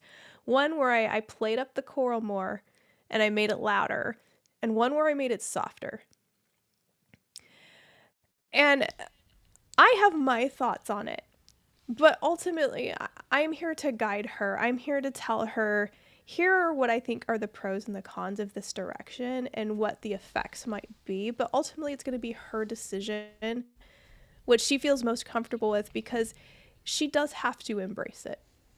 This is her brand. She has to feel comfortable with it. She has to be happy with it. And I know Amanda's very capable. So she can take the information I give her and make a decision. But also remember how right I said that my rebellion comes in when somebody tells me I can't do something. And so you told me I can't I can't mix and match. So of course, what did I want to do? It's not intentional. It just happens. Yeah. And the reason I said that is because they are both really clear-cut directions with strong messages. And what we really want to communicate with her brand is we want to communicate a strong message one way or the other. And we can still have a little of the other in it, just not in a way where it becomes really muddled and confusing to people. And we're trying to avoid that. So that's why I said no mixing and matching, because they really were developed to be strong. Each one is strong message and direction on their own. It was more, which direction is she going to go? Is she going to go a little more elegant and conservative, or is she going to go a little bit more rebellious and bold? So ultimately, she decided she wanted to go the more elegant, polished, that felt most true to her. But can we put some of the coral in? Can we make it work? Look, I am open-minded. I am willing to try things, because I realize that I don't necessarily know everything. Even though I've been developing brands for many years, it feels like forever, I've still surprised myself. Sometimes client suggestions surprise me. I think, oh God, that's not going to work. And then I try it and I go, oh, actually I can make this work, or this is even better. So to keep growing as an artist myself, I have to get a little bit of Amanda in me and try new things and be open and take risks. So I thought, you know what, I'm going to do this. I'm going to test this out. So Jessie, if you want to reveal the third, or the revised version to Amanda. Okay, so let's get your initial reaction before I say anything. My initial reaction, I'm sorry, I'm taking in all the things. Like I'm still drawn to the brightness of the coral. I think it adds a nice change. Like, I mean, I liked the yellow too, but we know that it was kind of like, ooh. And it's one of those things that I also just want to say, because we know I am not the branding expert. So there's a lot that Tara knows that I don't know. I don't know how a logo conveys movement or what a font says. All of this stuff is so foreign to me. So in my logic brain, I will hear something like, oh, you can't, like, if the colors work over there, why wouldn't they work over here? That just makes no sense why they wouldn't. So, but this is also why you trust the expert, because she knows a lot more about what all of these things together say than I do. But I don't know if there's any way to do this, Jessie. Are you able to show this one and the yellow one together by any chance? Because sometimes if I see because my initial thought is like, oh, okay, great. It's a perfect blend of the two things. It's okay. So and this is where I need to take time with things, because I can see that obviously they do have different feels to them completely. What the differences are as far as feel, I don't know how to say that. Which one do you gravitate to more now, just at first glance? I'm trying to look at the two to make a decision. It's the coral feels more energetic, the yellow feels more calm.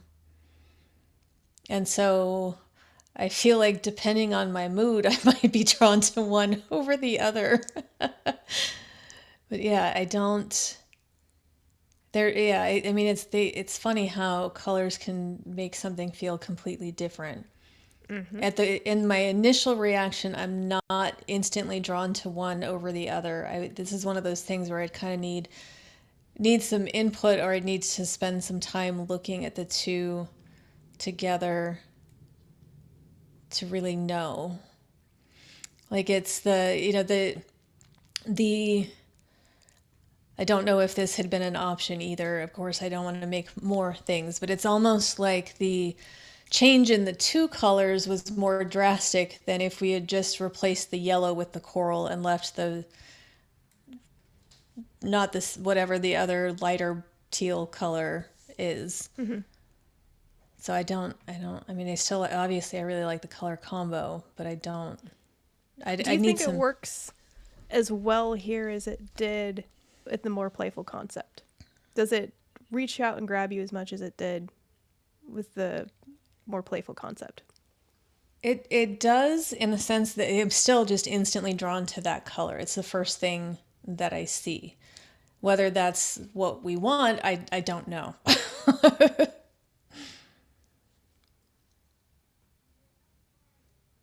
Yeah, this is where I need some What are your input, thoughts, 'cause Jesse? There's something about the coral that, to me, it seems like it overtakes the entire design. Whereas in the top one, the yellow is more of an accent. It's a complementary thing. And the bottom one, it seems like the coral just takes over. It commands the attention. And for me, I'm not sure that I like that. It's too in my face. Whereas for that type of kind of accent, I just want it to be there for a pop of color, but not be fighting the main color for top dog. And now I will offer my perspective. I like to get completely unbiased reactions and perspectives before I offer my thoughts on it. But I do agree with what Jesse is saying. When I put it together, especially that the coral button with the logo on the side, my first reaction to this is these colors really are starting to overpower the brand voice and the direction. It weakens the clarity of the original direction. It feels like they're competing. It feels like the coral is competing with everything else, and there's almost like this stylistic clash. It's like I put it together and I looked at it and I thought, well, this could work. Like, it doesn't immediately, you don't look at it and go, oh, those colors look terrible together, or they completely clash. It's more, there's something that to me doesn't quite flow. And I'm a little bit more confused of who Amanda is. Like, I feel like it feels a little bit everywhere to me. And I think it's because that coral, as we've discussed, is so loud. It calls so much attention to it that I thought, well, and especially like with your logo, I feel like it pulls from your logo too, like that movement. Whereas if you have like the button with just the outline and your logo, you notice your logo a lot more, which is important because it's still vibrant. It has that movement. The yellow just really blends in with everything, and it gives you, again, like you says, that sense of calm, but it feels like it flows. It feels like it makes sense together. It communicates has very clear communication of, I am calming. I am the chaos tamer. I am going to come in and make your day better. Well, and it's bring like a little bit of yellow sun with me. It's like the yellow is the me version. It's the green tea drinker where there's just there's a calmness, whereas the coral, that's your coffee drinker, and we know that that's not me. That's the one that comes in with all the energy, and it's the green tea, it has just a little bit. It's a little more subtle energy. Little more subtle energy. And so I thought, you know what, Amanda really likes this coral. Like, I want to find a way to make this work for her if I can. So let me try and make the coral a little bit more subtle and see if that helps with the issues I'm having with it, where I feel like the message just isn't super clear. One thing I wanted to touch on is I think the way I see the coral is it makes things feel less cohesive to me. The yellow just feels like it was meant to be part of that entire package. The coral just feels kind of pushed in there. It feels like somebody said, I really like this color. Can you put it even in there, even though you told me I can't? It does kind of feel like that. You're not wrong. It just feels a little out of place. I can't exactly put my finger on why. It just feels out of place in this concept. Yeah, that was my initial. It's like, this feels a little out of place, and I'm trying to put my finger on what it is and what it communicates, and that's what I came up with. It just competes too much. So let's pull up the more subtle version of the coral.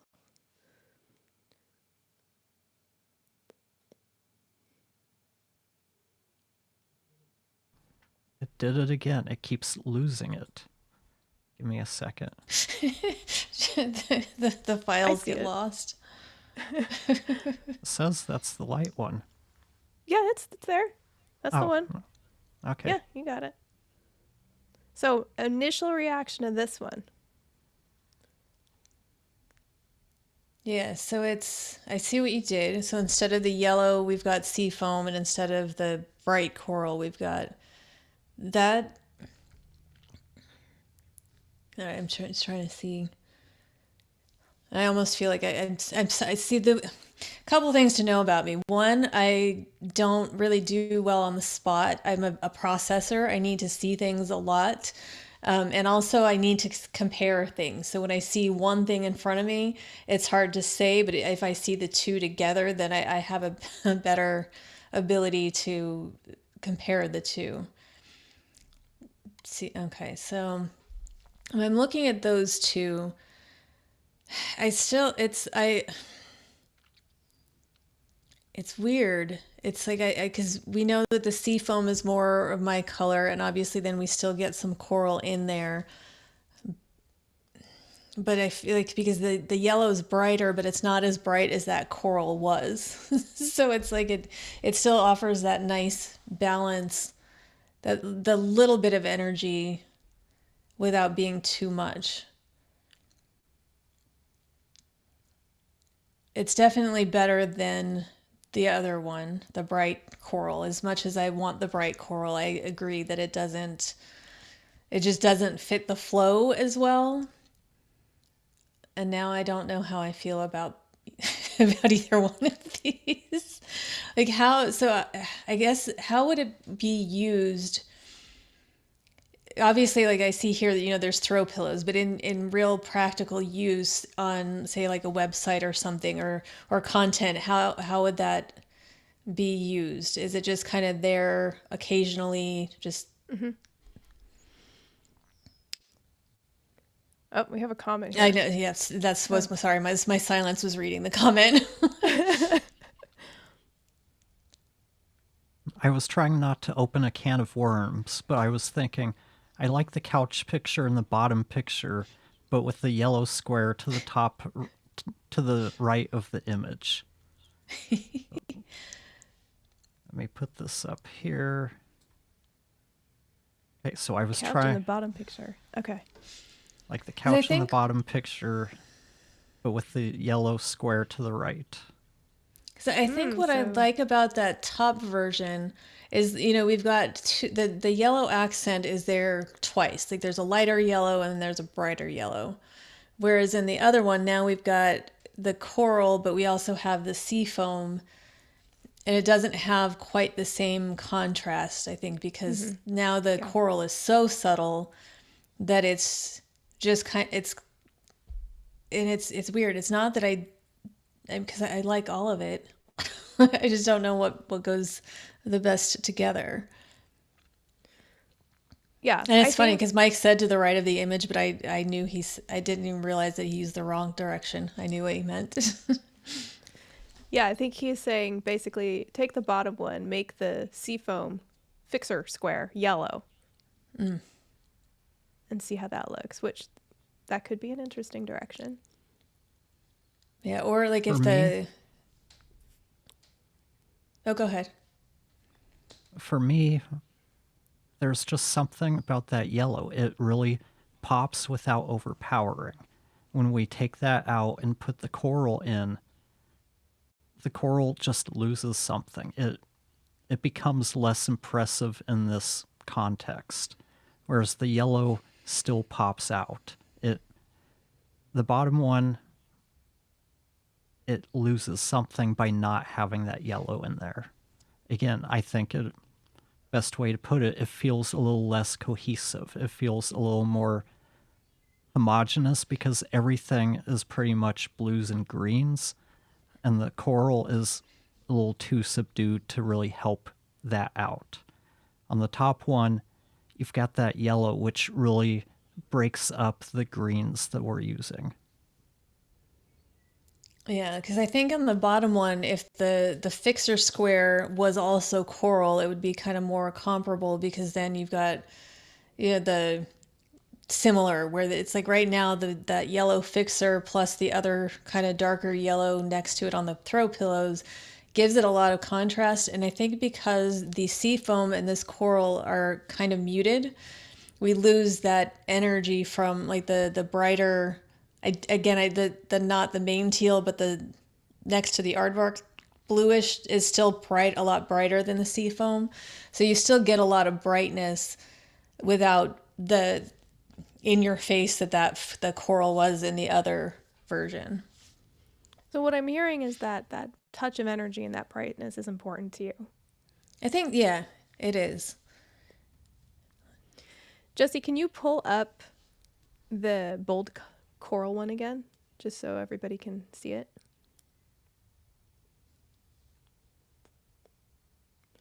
And actually, sorry, if you want to compare it to the yellow version. Yep. Making Sorry, Jesse my work mouse with the got files. stuck. Oh, Okay, no. so we Your want... mouse got stuck. Which ones do we want? We want Light yellow and bright and heavy coral. Yeah. What's the name of the yellow one? Should just be like elegant. Is that quirky or elegant? No, elegant. Okay, so elegant and heavy. Heavy coral, yes. There we go. Okay. So that way we have the squares there to sort of compare. Yeah, So we it's did that.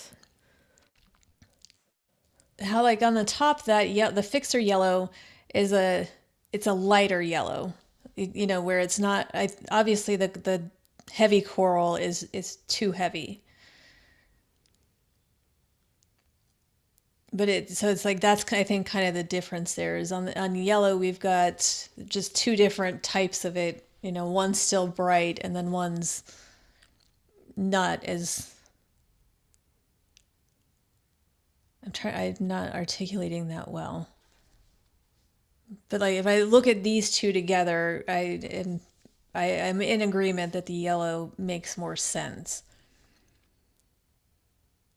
Than because the other version with the lighter coral, I think it was just they're not apples to apples because we're not having just the same like if the light coral was where the yellow is in both spots, it might feel different. But I think just moving it to such a subtle, so it's only kind of in that one place on the couch there in that other version. It feels kind of out of place and like it doesn't belong there.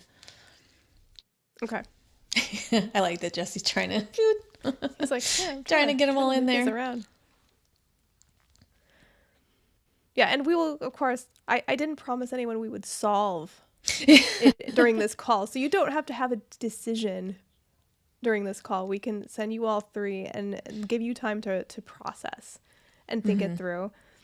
But as your brand builder, that would be my commentary. Is my concern is using too much coral will muddy your message a bit. It will clash and not be as strong and communicate as strongly. And oh, nice, Jesse. He placed that there for us. Thank you. Because I think that would be my only other question would be if we did what Jesse just did, but was the lighter coral, not this in your face. So if it was changing nothing else of this except for the yellow to the lighter coral, would that make a difference, or is it still just that the coral is out of place? By lighter coral, do you mean what's on the pillows on the couch? Yeah, like the third option that you had given. I'm wondering though if that would be again. That wouldn't be as energetic as the yellow, because if we use the lighter coral, it's going to be a little bit more faded, and not have as much pop as that coral, or the yellow.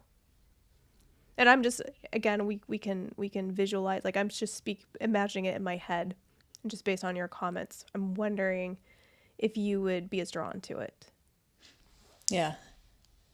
I don't know. Because I think it's because we changed 2 colors in it instead of just the one, that maybe it's like it's too much, but it's there. I'm still just trying to find balance. That's me at the stretching. It's like, is there any way that it still works? But even if it doesn't, it doesn't. And that's, again, that's why we go through this, and you visualize different things before, because sometimes you have to see something that doesn't work to figure out what does work. Yeah. Yeah. And I think, like I said, I love the coral too. I think the combination of the Seafoam and the coral is like banging. Like I like to steal it for my own brand. Like I just think it's that strong and exciting of a color combination. It's refreshing. I think that's how I describe it. It's like, oh, this feels refreshing. Like this feels fun, but at the same time, it has to be you, and it has to feel like you. And sometimes we're drawn to colors that might not work for our brand. Like I love your color scheme. I love teal and a little bit of sunny yellow, but would it work for my brand remix? No, like it doesn't, it doesn't go with me. And if you look at my personality and who I am, I'm goofy and not always, sometimes articulate, sometimes not. But I'm very creative, but I'm also very analytical. And so I often walk that center line between creatives and analysts, and I do the communicating on both sides. That's why people like me as a strategist. Because like you, it's that contradiction. So that's why I have the, trustworthy solid purple. And then I have the lime green because that's my goofy side. Like me and lime green, we just go together, So there's so many other colors I would like to try out, and I really enjoy, and like, oh, I wish I could have that, but it wouldn't really fit who I am as a brand and what I offer to people. So it's thinking about all of those things and what makes the most sense.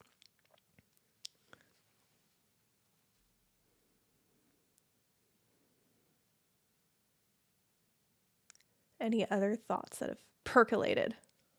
I should have grabbed some Jeopardy music to play just to play in these moments. So I think what all of us do, it's like we like to mix and match. That's it's like what Mike's doing, and he's like, well, I like this part of this one and this part of this one, and then once you do that, it changes. It's It's like you might see somebody and they think, oh, like I really like her purple short hair, and it's great. But then you take that purple short hair and then you put it on somebody else's head, and you're like, ooh, no, that's bad. So not everything. It becomes less cohesive because that coral and that lighter green were built for the other direction. That concept built around that logo to work with the fonts, to work with everything, and to just communicate like a strong message about, hey, you know what? I'm VarkOps. I'm super organized. I'm not chaotic, but you know what? I'm a little bit bold and I'm offbeat, and I'm not going to do things like everybody else. Whereas this still communicates that you can depend on me. I'm reliable. I'm trustworthy. I have my shit together. I'm smart. But you know what? I have a softer side. I'm approachable. I'm sunny. I'm calming. And again, they're both you.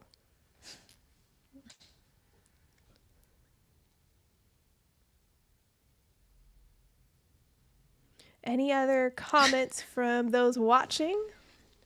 What I'll say is that, to me, the initial 2 concepts feel a lot more cohesive. They feel like they are complete. These others, they just feel a little more a la carte. Like things are being mixed and matched, and it waters down the brand a little bit. I can't really put my finger on why, but there's just little things about it that don't feel as strong to me as the first 2 concepts. Well, that's why there's that subtlety. And again, the things that, because Tara's an expert in this field and she knows what she's doing, there's a thing that I think, I'm sure you've dealt with plenty of clients who are like this. They're like, well, but this is what I like. And liking something doesn't make it good for branding. You can say, and that's, I think, what happens a lot of times is people don't listen to the expert that they've hired and they just say, no, this is what I want to do. And then it doesn't flow. It's not cohesive because, again, if I'm just looking at, what, I really like that second concept, the way that the colors are, I want you to take that and plop them onto this other thing, because I don't know what movement and, like I said, the movement in logo or fonts and, just certain things, I don't know what that all says together. And it's, like there are some, you might like two different flavors and then you put them together. It doesn't mean that they're going to taste good together. So it's not as simple as, what you like. When you're doing a brand, it can't be just, well, I like these colors, so I want to use them. They have to make sense. And that's why you have branding experts and you hire people who know more than you so they can stop you from making the poor decisions that you would make on your own. You need some supervision. But what it does seem like is you seem sure than ever that the more elegant direction is for you. That the original concept we came up with is at least the right direction that you want to go in. We might look at the colors a little bit harder, but it feels like this concept overall versus the more playful one. Yeah. That I don't feel any hesitation on that at all. Mike has some more input. I appreciate you, Mike. At least we have one person that comments and lets us know there's somebody's there. It has to be challenging to come up with a brand for someone who's simplistic and complicated at the same time. All versions are beautiful. That's the biggest issue. It's simple and complicated. That's me. Well, if and you notice say, I've got a Seafoam shirt on right now because this is my color. I blend in with your branding feedback or your. Well, your and then you've got the teal couch back there behind you. Mm-hmm. You can tell where I pulled it from, Yeah. I like what I like. Yeah, and it just so happens to suit you and your brand really well. So if I said, okay, Amanda, we're going to go in that first direction, that original direction with the yellow, that's the direction we're moving in. How would you feel about that? Would you have some hesitations? Would you be like, or would you be like, yeah, I'm okay with that? How's that? Yeah, how does that sit right now? I'd say I'd probably be 98% okay with it. I would, because the way I just like to, it's my curiosity. Before I settle on something 100%, I like to know that I've weighed all of the options. And so like I might just have like one other question, but I'm not like if you were to say we're out of time, you have to pick this is what you're going with. It's not going to be eating me alive inside. We're like, oh, now I'm stuck with this thing. I think we're there, or we're at least very close, and probably we are there. I just need to, just for my own peace of mind, to know that have I asked all the right questions? Have I thought of everything? But yeah, I feel that this feels very much like me. Yeah, it sounds like we are very close. It's just a matter of, okay, I just want to make sure see if there's any other possibilities I can get that coral in there. Just make sure that this is the one. And so we'll send you all three of them so you can have some time to yourself to process and think things over and let me know what your questions are from there. Does that sound good? Do that. Yeah. And it won't be a lot. Like, I think there's that one other scenario of, if we just took basically from the yellows and replaced just the yellows with the not in your face coral, but like a similar, I don't know what that word is, tone, but whatever the word is, like similar coral. So it's just like, apples to apples, just one's yellow and then one's coral. I think if I saw both of those, it would be enough to say, okay, we're good. So the lighter coral you mentioned. Yeah, I think so. Just like in similar, like you've got, this lighter yellow, and it looks like the throw pillows in the art are a little bit darker, but just kind of the same thing, just with the coral. Just with the coral. Like a Got it. lighter, and then the slightly, yeah. I don't know how to put that into words. The same, because what is it? It's saturation, the same something like the main Saturation. coral was so bright, like so, yeah. Compared to this yellow, it's a little more subdued. Anyhow, Yeah. yeah, just nitpicking at this point, which I'm sure you love. Hey, we're 98% of the way there. That's progress in my book. That's progress. We're further ahead than we were, and we already had a good start. So, Yeah. all right. Any other final thoughts or comments? Just, I think for me, it's been interesting to see how much work goes into a brand, because so many people think it's just a logo, it's just a pretty color or a font, but there's a lot more psychology to it. There's a lot more to put everything together into something that's cohesive. And that's what makes something like this stand out compared to what you might get from Fiverr or Upwork, where someone goes through, puts together, they grab or they make a logo, they pick a font, pick some colors that go together. But it just feels like a mishmash of things that they all work together, but it never feels cohesive, not like a professional brand does. I think one thing just to mention, and back in the beginning we were talking about just my philosophy and my clients and how it's more than just a paycheck, and I genuinely care. That is exactly why I like working with Tara, because she doesn't treat this as, oh, you're just a paycheck, I'm just going to give you what you want, I'm just going to throw some stuff in here and here you go. It's not that at all. She very much, this is the same level of care that you would put into your brand when you're building it, because it's, you feel that what you do for other clients, that's a representation of you also by extension.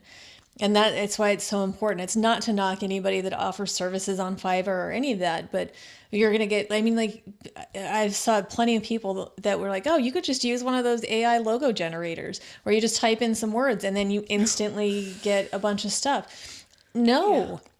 There are some, when a logo and all of this stuff, the fonts, the colors, everything that's representative of your brand, that's going to go towards everything that you do. That's the first thing that people see when they want to work with you.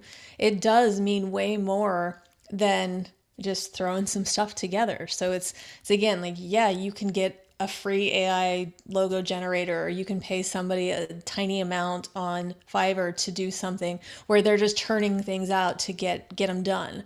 Or you can work with somebody like Tara that's going to put the time and the effort and the thought, like all of these things that we're talking about, is everybody going to ask the same questions and try to understand, like, what really, how does all of this stuff really speak to you as the human brand, as she said? And it's so important to me to work with people who have that same level of care in the work that they do. So thank you, Tara. You're welcome. I appreciate that. And I appreciate you both recognizing that, yeah, building a brand isn't easy. There's a lot of work that goes into it. And no AI cannot take over what we do or give you the same level of service. It's just not there. If you really want to build something unique, you still need to deal with a human. All right. And so go ahead. And because we're bad at it, if you're interested in working with us, you can contact us at bbremix.com. We've gotten a shorter URL because brandandbusinessremix.com is a lot to type in, so we shortened that to bbremix.com. We did. And next week, Amanda will be taking the mic and talking about some ops topics and how she tames chaos. Yeah, we'll talk a little bit about the value of time and actually continuing some of this conversation about why, or what the hidden costs of doing it all yourself are. All right. Well, have a good week, everyone. And if you see this on the replay and you want to weigh in, do it quickly because I'm motivated to make decisions, but I would love to hear what people think. Seriously, if you see this, please, yes, leave comments. We want to hear them, because especially if you are somebody Amanda could potentially serve, we want to hear directly from you, like who she works with. Yeah, leave comments, like, subscribe, all of that stuff. It does help us. We're new. We're trying to get started. If you know anybody who's looking for branding work, anybody who's looking for business ops work, or AI and automations work, you can reach out to us. That's what we do. That's why we're here. Tara's thrown out the idea of doing some AMAs coming up. We've got a lot of things. We want to be able to help some of you who do participate, who do watch, and we'll set up a page where people can ask some questions if they can't attend the live recordings. So that will be coming up soon too. All right. Well, have a good night, everyone. Bye.